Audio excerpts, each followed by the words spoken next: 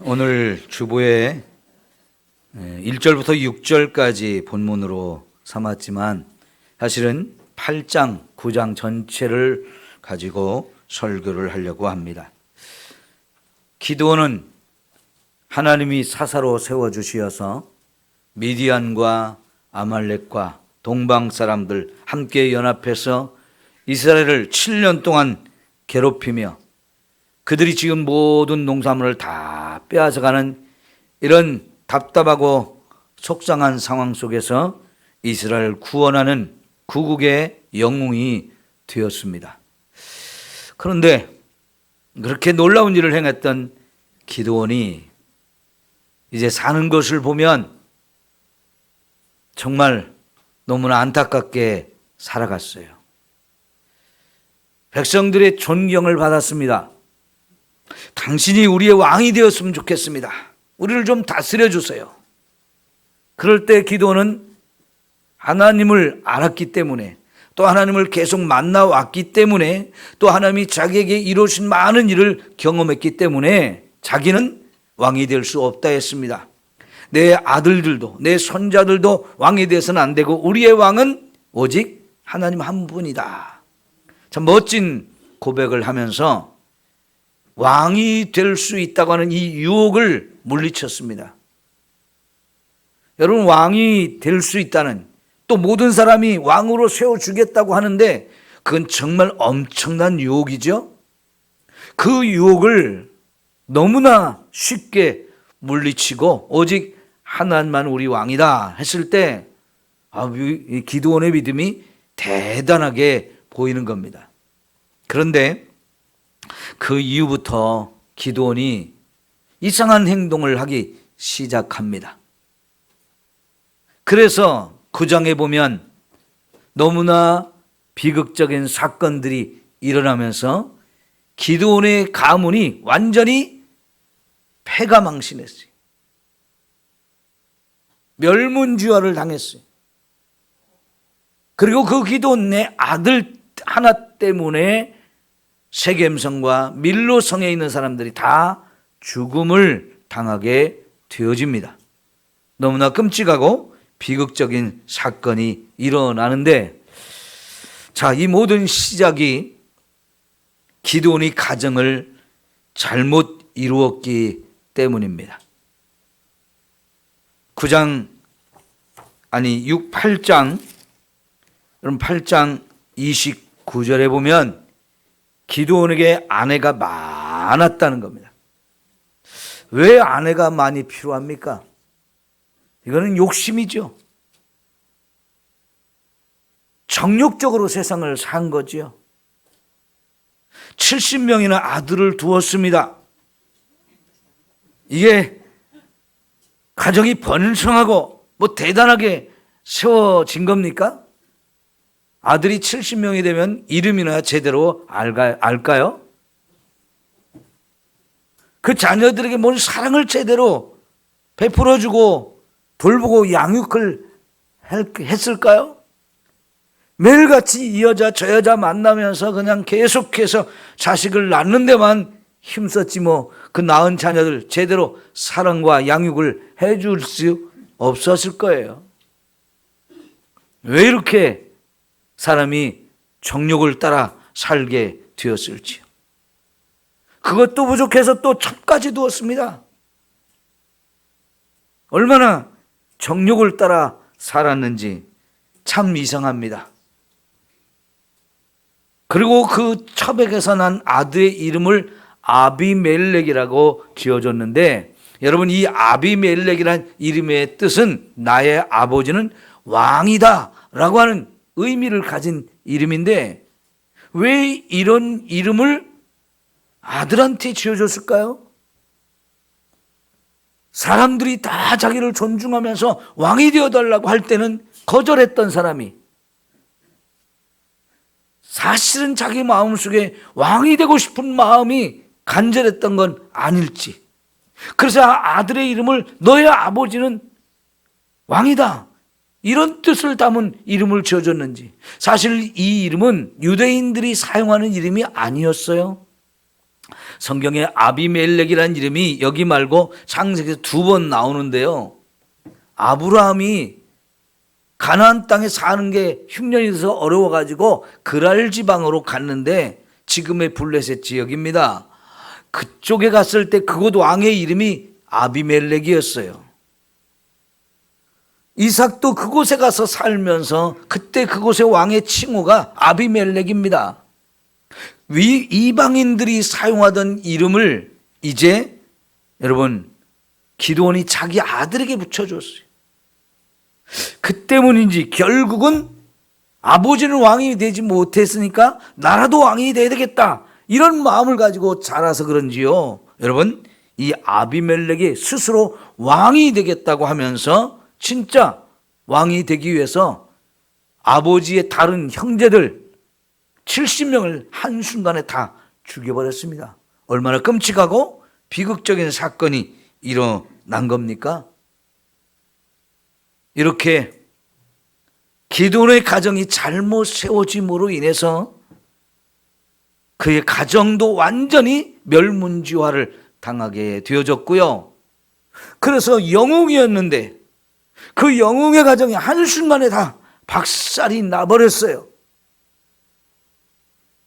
이 모든 불행의 시작이 기드온의 잘못된 가정으로부터 되어진 것을 우리는 알 수 있는 겁니다. 기드온은요, 전쟁이 끝나고 이제 막 왕이 되어달라고 할 때 왕이 된 것을 거절했지만 백성들한테 전리품을 요구했어요.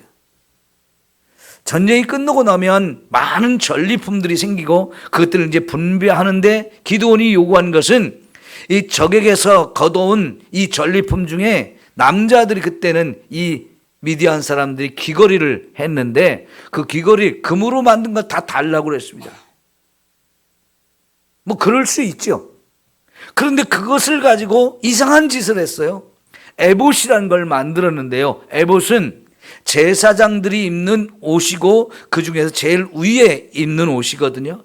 근데 그 에봇에는 12개의 보석이 찬란하게 박혀 있는 건데 그것은 이스라엘 12지파를 상징하는 보석입니다. 그래서 제사장은 이 옷을 입을 때마다 이스라엘 12지파를 가슴에 품고 늘 그들을 위해서 기도하며 그들에게 말씀을 잘 가르쳐서 이 백성을 하나님 잘 믿는 사람들로 세워야 할 책임을 가지고 그걸 느끼게 하는 그런 옷이에요. 그리고 그 속에는 주머니가 있어가지고 거기에 우림과 둠밈이라는 두 가지 돌처럼 생긴 것을 넣어가지고요, 그걸 꺼내서 하나님의 뜻이 어떤 것인지를 분별하는 용도로 사용하던 건데요. 이거는 제사장이 옷인데 왜 제사장도 아닌 사람이 이 에봇이라는 옷을 만들었는지 그건 이해할 수가 없어요. 제사장은요, 아론의 후손만 되어지도록 하나님이 그렇게 법을 정하셨어요. 근데 이 사람은 므낫세 지파였기 때문에 제사장이 될 수도 없는데 그 에봇을 만들어 놓자 이제 사람들이 기드온에게 와서 하나님의 뜻을 물어보는 거예요.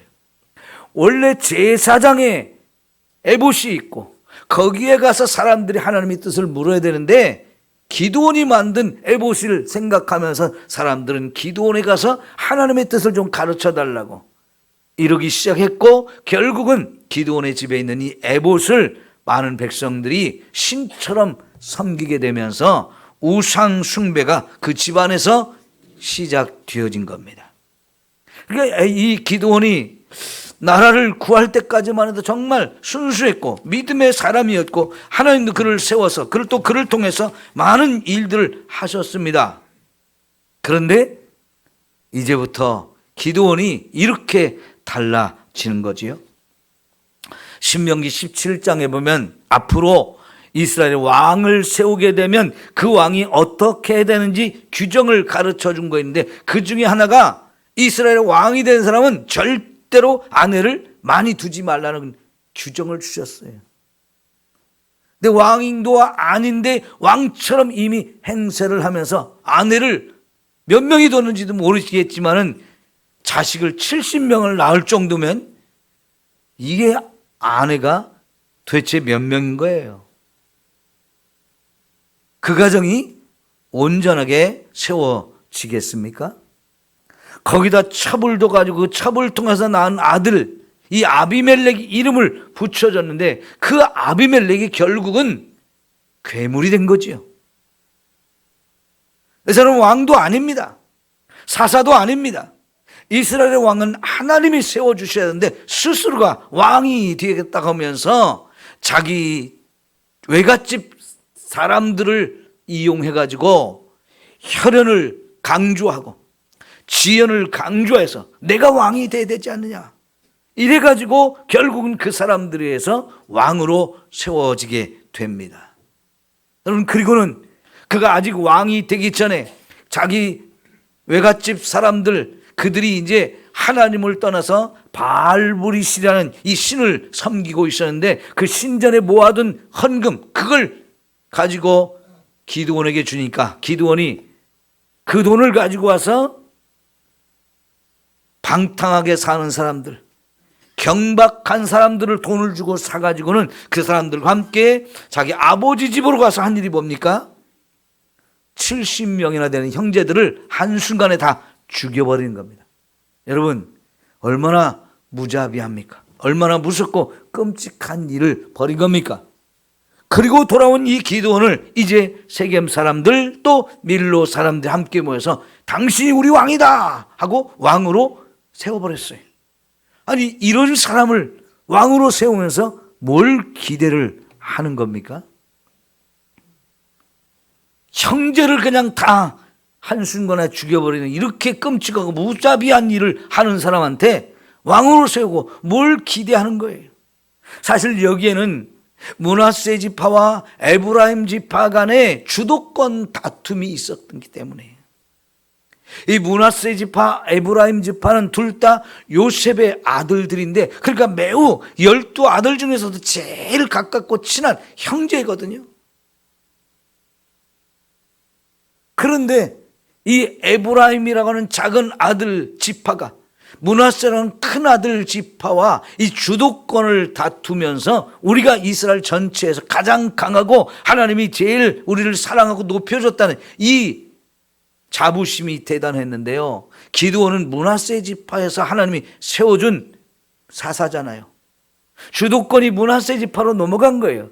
그런데 우리 지파에서 태어난 이 아비멜렉이 왕이 되겠다고 하니까, 그래, 네가 왕이 되면 우리 지파가 이제 더 주도권을 잡지. 그러니까 이 혈연과 지연에 얽매인 이 세겜 사람들의 잘못된 판단, 이기적인 생각과 욕심들이 앞서니까요, 이런 말도 안 되는 끔찍한 짓을 벌이는 사람을 왕으로 세우게 되어지는 거지요. 여러분, 본래 이스라엘 왕은 하나님만이 세우시잖아요. 하나님이 왕이시고 또 하나님이 세우는 왕은 하나님의 대리 통치자였어요. 다윗은 그것을 정확하게 알고 하나님보다 앞서지 않으려고, 하나님의 영광을 가로채지 않으려고 정말 조심하면서 하나님의 뜻만을 펼쳐가는 그런 왕이 되고자 얼마나 노력을 했습니까? 그런데 이렇게 자기 스스로 왕이 되려고 했던 이 아비멜렉, 그를 세워서 정말 자기 지파가 높아지려고 하고 자기 지파의 주도권을 잡으려고 했던 이 세겜 사람들의 잘못된 지파 우월주의와 이기심이 이런 말도 안 되는 사람을 왕으로 세우게 되는 거죠. 이것이 너무나 끔찍한 불행의 원인이 되었던 것을 우리가 알 수 있는 겁니다. 여러분, 가정이 건강해야 우리가 사는 세상과 나라가 건강해지는 것 아닙니까? 가정은 모든 세상의 기초예요. 근데 그 가정을 건강하게 세울 책임이 누구에게 있을까요? 부모에게 있는 거지요. 부모의 그 책임감과 그 부모의 중요성, 우리가 정말 10번, 100번 강조해도 부족할 정도로 그건 중요합니다. 그래서 온 가족의 본이 되어달 이 아버지가 나라를 구할 때까지만 해도 정말 존경받는 구국의 영웅이었는데, 그대로 그의 삶이 이렇게 망가지며 하나님의 뜻과는 전혀 상관없는 모습으로 갔을 때 이거는 너무나 끔찍한 비극이 그 가정에부터 시작되었어요. 그래서 우리 가정을 하나님을 모시고 하나님의 말씀을 따라 살아가는 건강한 가정으로 세우는 일, 이거는 너무나 중요한 일이지요.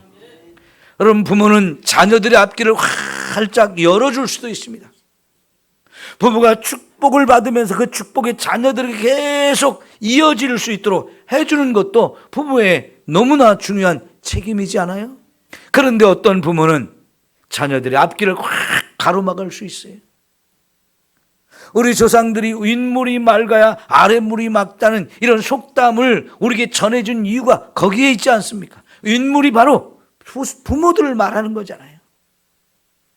부모들이 물을 맑게 해서 흘려보내야 자녀들도 그 맑은 물 속에서 마음껏 수영하고 놀면서 복을 누리며 살 것인데, 윗물을 다 흙탕물로 만들면 여러분, 자녀들이 그 흙탕물을 먹고 마시며 살아야 된다고 생각해 보세요. 끔찍한 일 아닙니까? 부모로서 우리는 책임감을 가지고 살아야죠.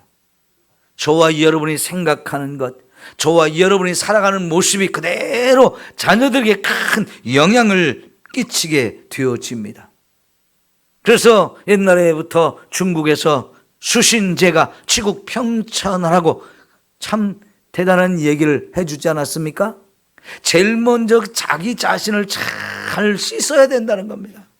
거룩하게 본인에게 정결한 삶을 살아야 되는데, 그렇게 자기를 잘 다스리고 자기를 잘 세우면서 이런 사람이 가정을 바로 세울 수 있는 사람이고요. 그러면 그 가정 속에서 자라난 자녀들과 함께 세상을 평화롭게 만들 수 있는 겁니다. 선하고 아름다운 영향을 끼치며 살 수 있지 않아요? 그런데 지금 기드온은 잘못된 가정을 세우고 거기서 많은 자녀들이 태어났지만 그들 하나도 사회에 선한 영향력을 끼치지 못합니다. 오히려 이런 아비멜렉 같은 괴물 같은 아들이 태어나서 이스라엘을 구원한 사람의 아들이 이스라엘을 괴롭히는 사람이 되어지는 것을 우리가 볼 수 있는 거지요. 끔찍한 일입니다.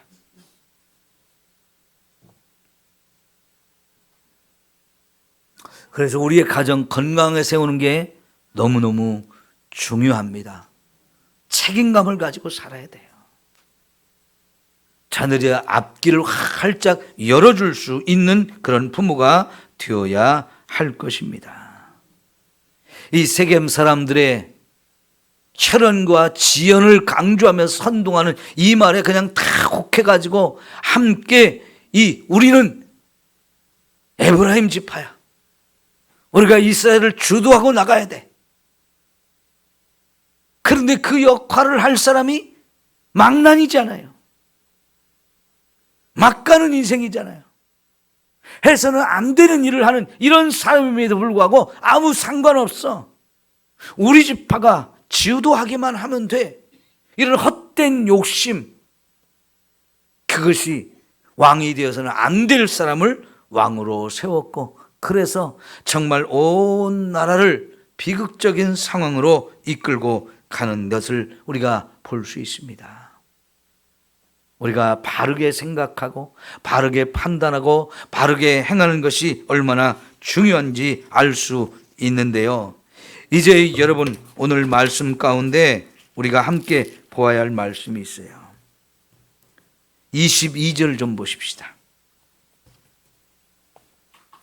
시작. 아비멜렉이 이스라엘을 다스린 지 3년에 하나님이 아비멜렉과 세겜 사람들 사이에 악한 영을 보내심에 세겜 사람들이 아비멜렉을 배반하였으니 이는 여룻바알의 아들 70명에게 저지른 포악한 일을 갚되 그들을 죽여 피 흘린 죄를 그들의 형제 아비멜렉과 아비멜렉의 손을 도와 그의 형제들을 죽이게 한 세겜 사람들에게로 돌아가게 하심이라. 여러분, 이제 하나님께서 아비멜렉과 세겜 사람들이 하는 일을 이렇게 지켜보시다가 더 이상 그냥 내버려서는 안 되겠다고 하나님이 판단하셨어요. 그래서 이 일을 심판하기로 작정을 하셔서 누구를 보냈습니까? 악한 영을 아비멜렉과 세겜 사람들 사이에 집어넣었고, 결국 그 악한 영이 무엇을 만들었습니까? 세겜 사람들로 하여금 아비멜렉을 배반하게 만들었는데, 이 일은 하나님이 자기 형제 70명을 죽인 아비멜렉의 이 죄에 대해서 심판하고, 그런 죄를 범하도록 옆에서 잘 도와준 이 세겜 사람들의 죄를 심판하는 하나님의 행위였다 하는 겁니다. 여러분, 이들의 잘못된 삶은 결국 하나님의 심판을 받아 마땅한 것이죠. 여러분, 우리가 꼭 기억해야 됩니다. 하나님은 심판하시는 분이에요. 많은 경우에 우리가 하나님의 사랑을 너무 강조하다 보니까 자꾸만 사랑 이것만 생각하면서 하나님의 공의, 하나님의 심판하심에 대해서는 우리가 자꾸 무시하는 경향이 있어요. 이걸 잃어버려요. 하나님은요, 이 세상 모든 사람들의 삶을 다 감찰하시는 분이라 그랬습니다. 우리가 어디에서 무엇을 하든지 어떻게 살고 있는지 다 보시는 분이라 하셨어요. 모르시는 게 없어요. 그리고 우리가 살아가는 모습에 대해서 믿음으로 말씀에 순종하며 선하게 의롭게 사는 사람들에게는 하나님이 정말 많은 축복을 약속하시고 실제로 그 축복을 주시지만, 분명히 하나님은 이런 악한 자들에 대해서 심판하심으로 그 심판이 무섭게 임하는 것을 우리는 볼 수 있는 겁니다. 결국 그래서 한편이었던 아비멜렉과 세겜 사람들이 서로 배반하고 등을 돌리면서 자기들끼리 싸우게 하나님이 하셨어요. 결국은 아비멜렉이 이기는 것 같았죠. 그래서 많은 세겜 사람들이 죽었습니다. 그래서 세겜 사람들, 남은 사람들이 높은 망대 위로 피난을 했는데, 그것까지도 이제 다 불살라서 거기 남은 놈까지 다 죽이려고 하는데, 그 나무 망대 위에 올라가면서 어떤 여인이 맷돌 윗짝을 갖고 갔나 봐요. 그 아비멜렉이 그 망루 밑에 가까이 오는 걸 보고는 위에서 그걸 탁 던져가지고 머리가 맞아가지고 깨져 죽었어요. 당시의 상황에서는요, 남자가 전쟁터에 갔는데 그것도 여자에게 죽음을 당했다, 이거는 정말 수치스러운 거였어요. 하나님은 그렇게 아비멜렉을 맷돌 윗짝에 돌이 이 머리가 맞아서 머리가 깨져 죽게 만드셨죠. 비참하게 죽음을 당한 겁니다. 이 하나님이 그를 심판하시는 놀라운 일이었어요. 하나님은 이렇게 심판하십니다. 여러분, 이 기드온의 아들 70명이 죽을 때에 한 명이 기적적으로 살아났어요. 막내 아들 요담이라는 사람이 살아나가지고 도망가서 숨어 살다가 좀 어느 정도 컸을 때 아비멜렉이 왕이 된 것을 비판합니다. 그래서 세겜 사람들한테 가서 소리를 칩니다. 아주 우화를 하나 설명을 했어요. 어느 날 나무들이 모여가지고 감람나무에게 가서 우리의 왕이 되어 주십시오, 우리를 다스려 주십시오 하고 이렇게 요청하자 감람나무가 뭐라고 그랬습니까? 감람나무 올리브 기름이잖아요. 기름을 짜잖아요. 기름 중에 최고의 기름이 바로 이 올리브 기름이라고 할 수 있는데요, 내게 있는 이 기름, 이게 얼마나 좋은데 이것을 가지고 하나님과 사람들에게 영광을 돌릴 수 있는데 내가 이것을 버려두고 뭐 하려고 가서 나무들의 왕이 되어서 우쭐거리겠느냐, 나는 그거 싫다. 그러자 또 나무들이 이번에는 무화과 나무에게 가서 당신이 우리의 왕이 되십시오 하자 이 무화과 나무가 뭐라 했습니까? 내게는 아름다운 열매, 달콤한 열매가 있는데 이것을 내가 버려두고 뭐 하려고 나무들 위에 가서 우쭐거리겠느냐고, 나도 싫다. 그러자 이번에는 나무들이 포도나무에 갔어요. 포도가 나에게는 참 아름다운 포도주가 있고 이것을 통해서 하나님과 사람들을 기쁘게 하는데 내가 이것을 버리고 뭐하러 가서 나무들 위에 우쭐거리겠냐. 그거 좋은 일 아니다. 거부했어요. 여러분, 무화과나무, 감람나무, 포도나무는 사실 유대인들을 상징하는 대표적인 나무입니다. 유대인들을 상징하는 나무예요. 그들은 각자가 하나님이 주신 자기들의 역할이 있는 걸 알고는 굳이 나무들에게 왕이 돼가지고 우쭐거리는 걸 원치 않았어요. 하나님 주신 열매와 하나님 주신 그 기름과 포도주 이런 걸 잘 생산해서 사람들로 하여금 마음껏 즐기도록, 또 그것이 자기 역할이라고 하나님이 주셨기 때문에 그 역할을 통해서 하나님께 영광 돌리는 것, 이걸 더 중요하게 여겼어요. 그러자 이 나무들이 가시나무에 가서 당신이 우리의 왕이 되려고 하니까 가시나무가 뭐라고 말합니까? 기다렸다는 듯이, 내 그늘에 와서 피하지 않으면 이제 나로부터 불이 나가서 너희들을 다 태워버릴 거다. 무지무지한 이야기를 합니다. 여러분, 결국 가시나무가 왕이 되면 이런 비참한 결과를 가져오게 되어지는 거지요. 아비멜렉이 바로 이 가시나무 왕과 같은 존재입니다. 그가 왕이 돼서 한 일이라는 것은 자기 형제 70명을 죽여서 그냥 가정을 파탄내버린 거지요. 멸문주화를 당하게 만든 거지요. 그리고는 결국 세겜 사람들과 한편이었다, 배반을 당했다고 하면서 복수를 하기 위해서 비참하게 세겜 사람들을 다 죽이다가 결국은 자기도 죽임을 당하는 일이죠. 그거 왕이 돼서 한 일이 뭡니까? 여러분, 사사시대가 시간이 가면 갈수록 심각한 상황이 되어집니다. 왜 그렇습니까? 그들이 아무리 죄를 지어도 하나님께서 불쌍히 여겨서 그 죄를 용서해 주시고 그들을 구하는 사사들을 세워서 그 흉악한 적들을 다 물리쳐 주면서 계속 은혜와 사랑과 축복을 베풀어 주시지만, 시간이 지나면 하나님도 잊어버리고 하나님이 세워준 그 사사들의 그 은덕도 잊어버리고 그냥 자기 멋대로 자기 마음대로 살다가 결국은 또 더 큰 죄악이 들어오고 더 심각한 상황들이 벌어지는 이런 악순환이 반복되어지지 않습니까? 전날에는 하나님이 외부의 적 때문에 이렇게 괴롭게 하셨는데, 이제는요 자기들 스스로 이렇게 자중질환이 일어나고 싸우고 죽이고 하는 이런 상황들이 벌어지면서 스스로 무너지는 상황까지 가는 겁니다. 그럼 어떻게 이걸 이길 수 있고 견딜 수 있겠습니까? 하나님의 심판은 점점 더 심하게 되어지고 그들은 더 혼란스럽습니다. 더 갈 길을 알지 못합니다. 근데 모두가 자기는 옳다는 거예요. 내 생각이 맞고 내가 행하는 것이 옳다고 다 자기 속에는 옳은 대로 살아가는 거지요. 결과적으로는 어떻게 됩니까? 그게 옳지 않았어요. 세상을 더 혼돈스럽게 만들고 세상을 더 죄가 깊어지게 만들고, 그래서 결국은 하나님의 심판도 더 강력하게 임할 수밖에 없는 이런 상황들이 되어지는 거죠.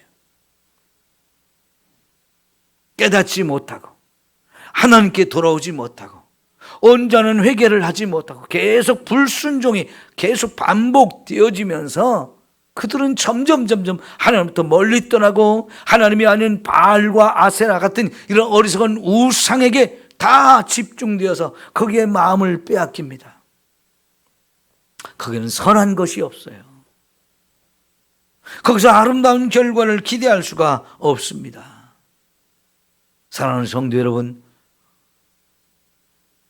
우리도 이렇게 얼마든지 잘못된 방향으로 갈 수 있다는 것을 기억해야 돼요. 그거는 역사를 봐도 분명하잖아요. 선한 왕만 있는 게 아니었고요. 그 선한 왕 밑에는 또 그 자녀들은 또 악한 왕도 있었어요. 그런 악한 왕들을 추대하고 악한 왕들을 세워가지고는 또 온 나라가 엉망이 되어지는 일들 우리가 수없이 많이 보았습니다. 우리 조상들의 문제만이 아니에요. 오늘 우리도 그런 삶을 얼마든지 살아갈 수 있다는 사실을 기억하면서 겸손해야 돼요. 늘 깨어 있어야 돼요. 믿음으로 살려고 힘써야 되고요. 하나님과 나의 관계를 자꾸 점검해서 하나님 앞에 바른 믿음으로 서서 우리가 살아가도록 힘써야 할 것입니다. 우리가 왜 이렇게 주일마다 하나님 앞에 와서 예배를 하고 말씀을 듣습니까? 지난 한 주간의 삶을 우리가 돌아보면서 내가 무엇을 또 잘못했는지, 내가 또 어떻게 잘못된 방향으로 삶을 갔는지를 돌아보면서 잘못된 것을 깨닫고 회개하면서 내가 말씀으로 다시 서고자 하는 것 아니겠습니까? 그래야 우리의 삶도, 우리 자녀도, 우리의 가정도, 이 나라도 바른 길로 갈 수 있기 때문에 그렇게 하는 거지요. 저와 여러분이 이렇게 예배하며 말씀을 들음으로 인해서 나부터 정신을 바짝 차리고 믿음으로 바로 서는 시간들이 되어야 합니다. 우리 가정을 바로 세우는 기회가 자꾸 만들어져야 돼요. 생각 없이 살고 흘러가는 대로 살면 나도 모르는 사이에 곁길로 가요. 잘못된 길로 빠져들어요. 그게 모든 사람의 모습입니다. 그래서 자꾸만 생각하면서 내가 바르게 가고 있는지 이걸 점검해서 문제가 생겼으면 빨리 바로잡고 바로 세우는 이런 시간들이 필요한데 그게 바로 우리의 예배 시간이에요. 기도하며 말씀 앞에 서 있는 시간들인 겁니다. 이렇게 함으로 오늘 저와 여러분이 우리의 삶을 바로 세우고 가정과 이 나라도 바로 세우면서 함께 하나님의 축복과 은혜를 누리며 살아가기를 진심으로 축원합니다. 기도합시다. 사랑하는 우리 하나님 아버지, 감사합니다. 구국의 영웅이었던 기드온이 이렇게 잘못된 삶을 또 살아감으로 인해서 그의 가정이 멸문지화되고 온 나라를 혼돈으로 비극 있는 나라로 또 망치고 있는 모습을 우리가 봅니다. 하나님, 우리도 겸손하게 하시고 나부터 돌아보게 하시고 바르게 살면서 내 가정을 세우고 이 나라를 바로 세워갈 수 있는 주의 성도들이 다 되게 하여 주옵소서. 하나님 앞에 바로 서기 위해서 말씀의 거울로 자신을 늘 돌아보고 단장하게 하옵소서. 내 속에는 더럽고 추악하고 부끄러운 죄성이 얼마나 강한지 우리도 다 압니다. 하나님, 깨닫게 하시고 쳐서 복종시키게 하시고 믿음을 따라 살면서 하나님의 저주가 아니라 축복과 사랑과 은혜를 누리며 살아가는 저희들 모두가 되게 하여 주옵소서. 아비멜렉 같은 괴물이 우리 가정에서는 없어야 합니다. 하나님, 정말로 나라를 구할 수 있는 영웅들을 우리 가정에서 세워 주시옵소서. 예수님의 이름으로 기도하옵나이다. 아멘. 우리 찬송가 함께 부르겠습니다.